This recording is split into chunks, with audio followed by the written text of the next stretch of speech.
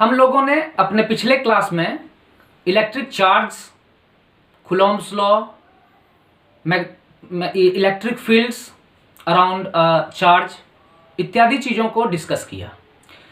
अब हम लोग जान लेते हैं कि इलेक्ट्रिसिटी दो तरह के होते हैं। पहला, अगर इलेक्ट्रिक चार्ज रेस्ट में है तो उसको हम लोग स्टैटिक इलेक्ट्रिसिटी बोलते हैं। वही चार्ज अगर मूव करने लगा तो हम लोग उसको करंट इलेक्ट्रिसिटी बोलते हैं।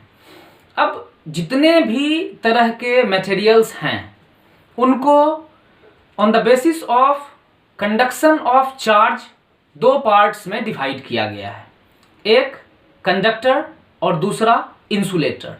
कंडक्टर और इंसुलेटर के बीच में सेमीकंडक्टर्स आते हैं जो कि पार्शियली कंडक्ट करते हैं। अब हम लोग डिस्कस करते हैं कि कंडक्टर क्या होता है। Those substance through which electricity can flow are called conductor.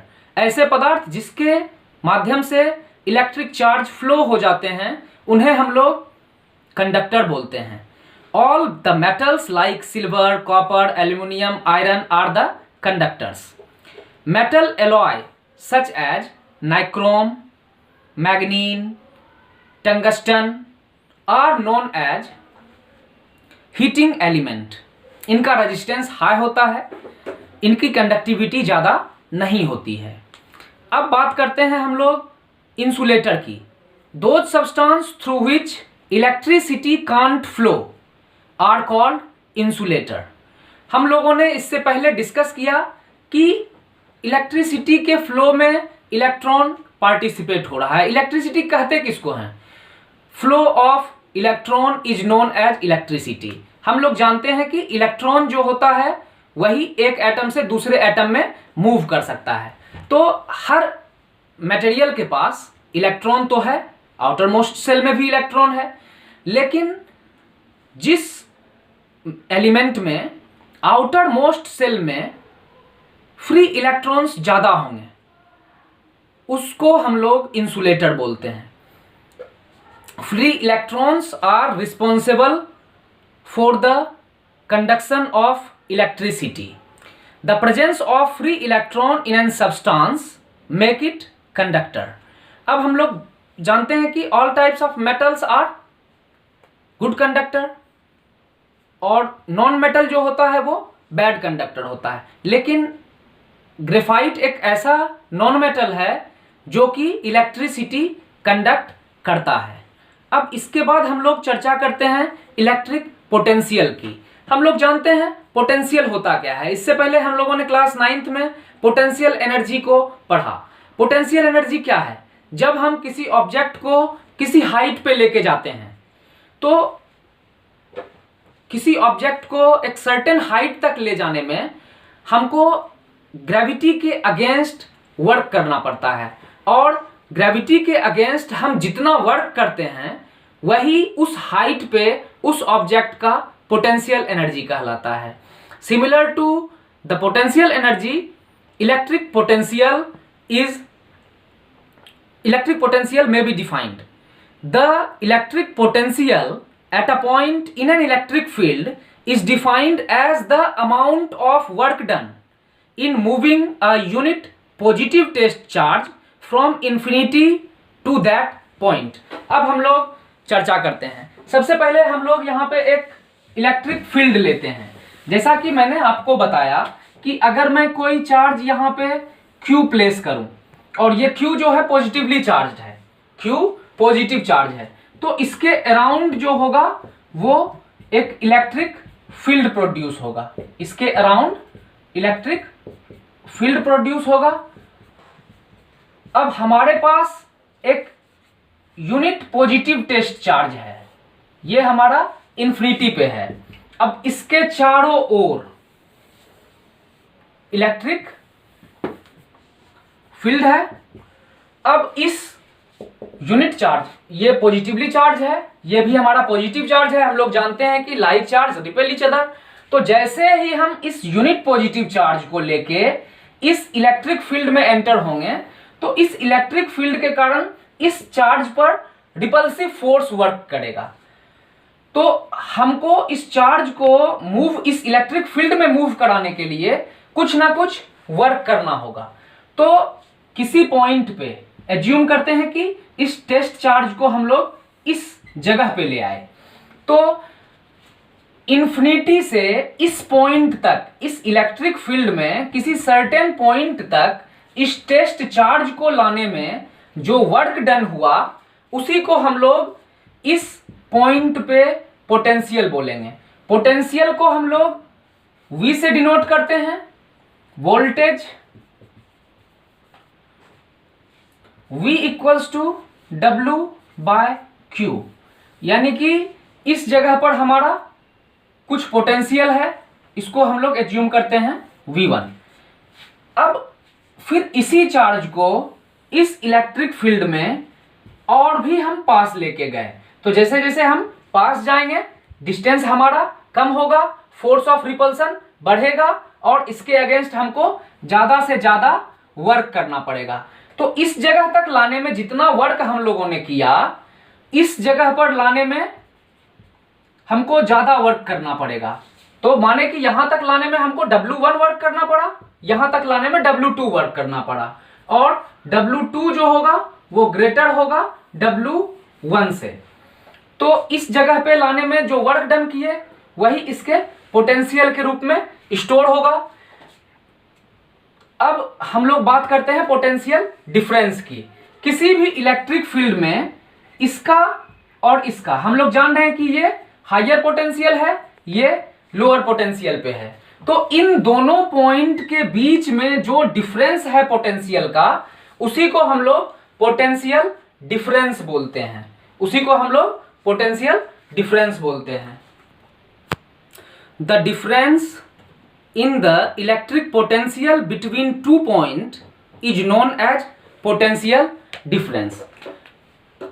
Plus Q charge के कारण हम लोग यहाँ पे जो एरिया डिफाइन किए हैं, मानते हैं कि ये इस चार्ज का इलेक्ट्रिक फील्ड है। इस जगह तक लाने में हम लोगों ने W1 वर्क किया, और यहाँ से यहाँ तक ले जाने में जो वर्क हमको एक्स्ट्रा वर्क जो करना पड़ा, उसी के हम लोग पोटेंशियल डिफरेंस के रूप में जानते हैं।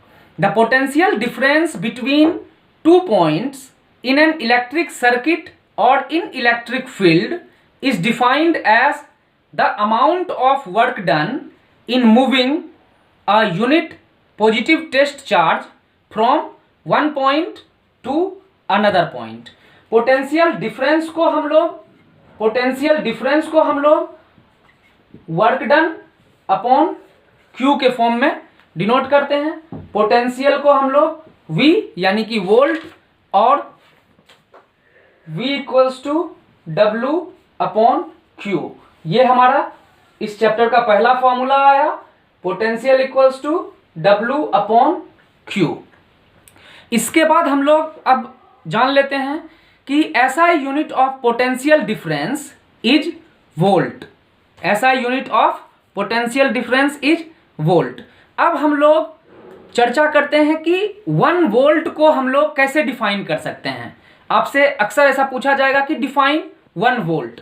The potential difference between two points is said to be 1 volt if 1 joule of work is done in moving 1 coulomb of charge, 1 coulomb of electric charge from one point to another point. 1 volt को हम लोग कैसे define करेंगे? 1 volt equals to 1 joule of work is done in moving 1 coulomb of charge. अगर यहाँ पे हमारे पास 1 coulomb charge है और इसको यहाँ से इस जगह तक मूव करने में हमारा जो वर्क हुआ वो 1 जूल हो गया, तो इन दोनों पॉइंट के बीच के पोटेंशियल डिफरेंस को हम लोग 1 वोल्ट कहेंगे। वोल्ट को इलेक्ट्रिक सर्किट में मेजर करने के लिए हम लोग वोल्ट मीटर का यूज करते हैं। Potential difference is measured by the means of an instrument which is called volt meter. Volt meter किसी भी इलेक्ट्रिक सर्किट में जिस जगह का हमको पोटेंशियल डिफरेंस फाइंड करना होता है उसके अक्रॉस पैरेलल में कनेक्ट करते हैं। A voltmeter has high resistance and it draws negligible current from the circuit. Voltage is one of the another name of the potential difference. अब हम लोग इसको ऐसे समझते हैं कि हमारे पास एक इलेक्ट्रिक सर्किट है और एक इलेक्ट्रिक सर्किट में हमको किसी रेजिस्टेंस के अक्रॉस, ये हमारा रेजिस्टेंस है, इसके अक्रॉस हमको पोटेंशियल डिफरेंस निकालना है। तो इस जगह से हम लोग वोल्ट मीटर को कनेक्ट करते हैं और ये जो वोल्ट मीटर है हमको ए और बी के किसी सर्किट में पॉइंट ए और बी के बीच के पोटेंशियल डिफरेंस को बताता है।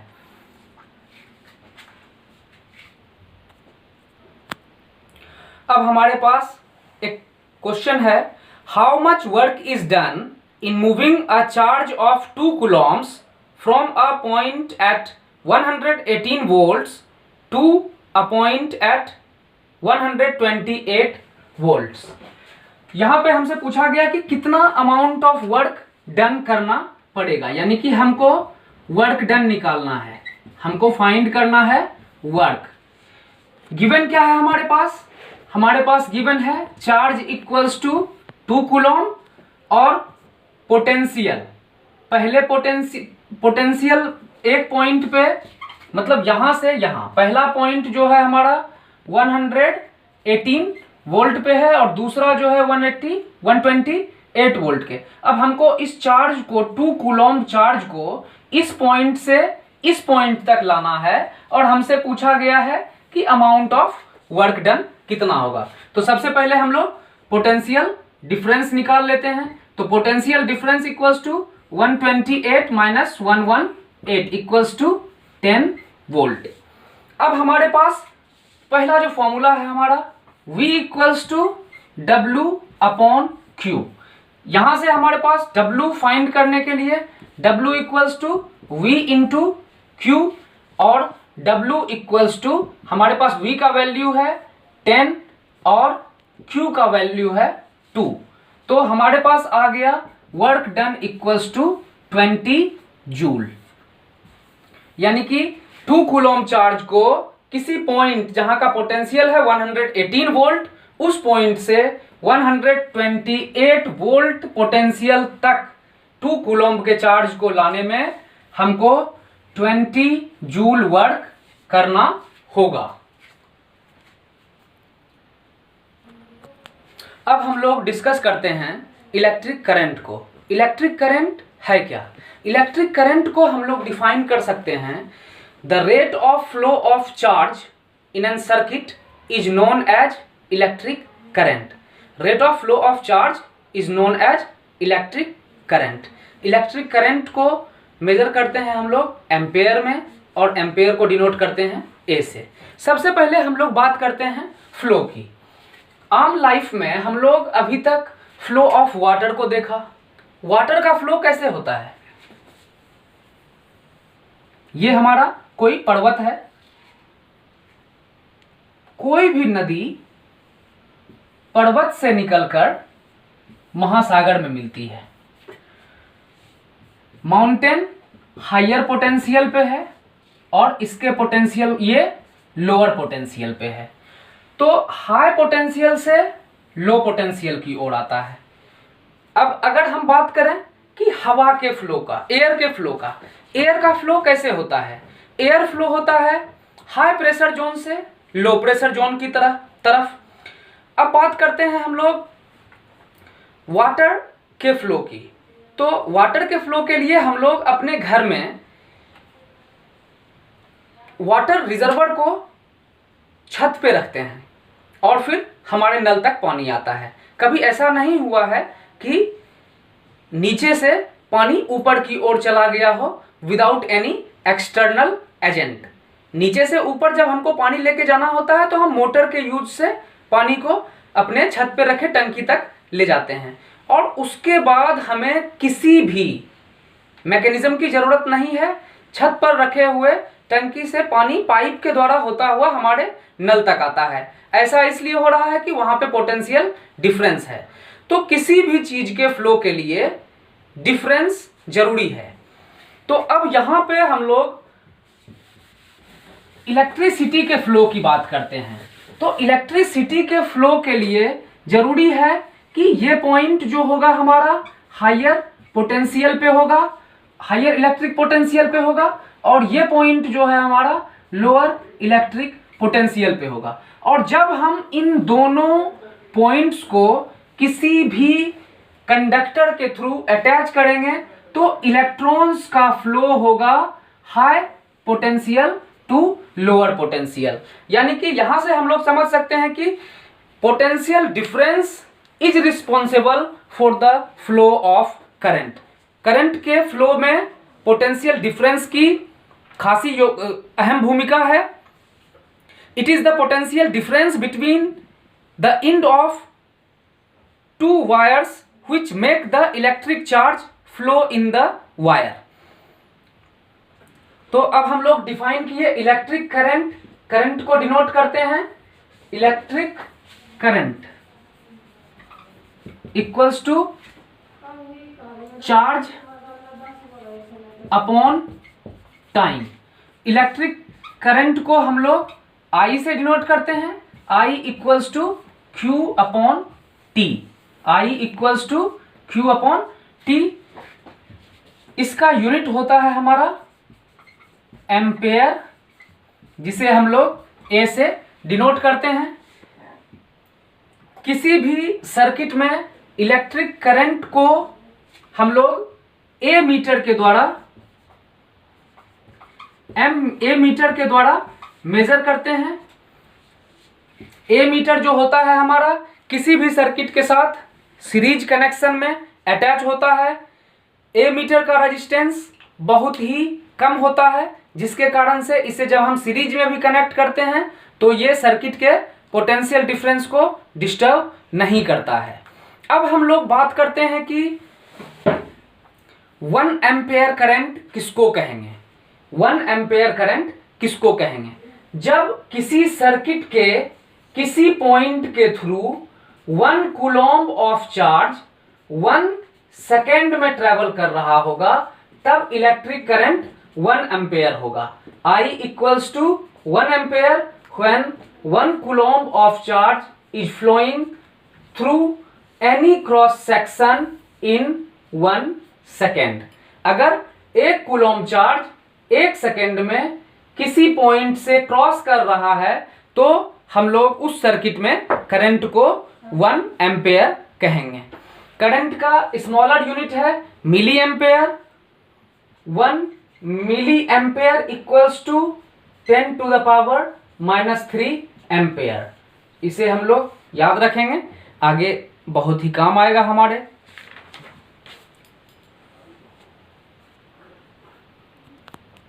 How to get continuous flow of electric current.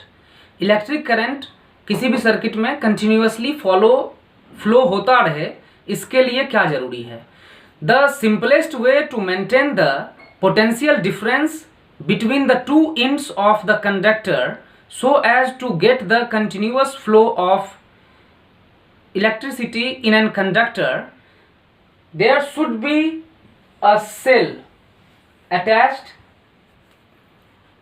इस सर्किट में इलेक्ट्रॉन का फ्लो कंटिन्यूअसली होता रहे, ये बल्ब कंटिन्यूअसली ग्लो होता रहे, इसके लिए जरूरी है कि हम एक पोटेंशियल डिफरेंस क्रिएट करें। तो यहाँ पे हमारे पास एक सेल है जिसके 2 टर्मिनल्स 2 अलग अलग पोटेंशियल्स पे हैं और इसमें इलेक्ट्रॉन का फ्लो पॉजिटिव टर्मिनल से निगेटिव टर्मिनल कंटिन्यूअसली होता रहता है और बल्ब हमारा ग्लो करता है।